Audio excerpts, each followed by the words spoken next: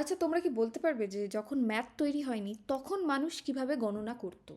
যেমন, যদি কোনো একটা কৃষকের কাছে ৩টে ভেড়া থাকে এবং কোনোভাবে যদি একটা ভেড়া চলে যায় বা কোনো শিকার করে কেউ, তখন ও দেখতো ২টো ভেড়া। তো তখন ও কীভাবে বুঝতো যে ওর ৩টে থেকে ২টো হয়ে গেছে? তখন যে টেকনিক ফলো করতো সেটা হচ্ছে যে ও মিলিয়ে দেখতো।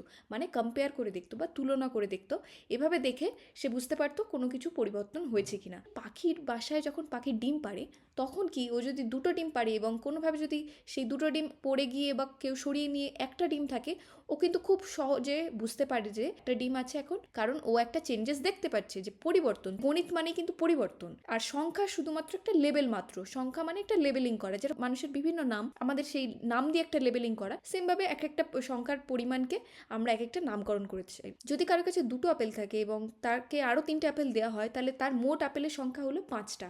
তার মানে সেই সংখ্যারও কিন্তু পরিবর্তন হয়ে গেল।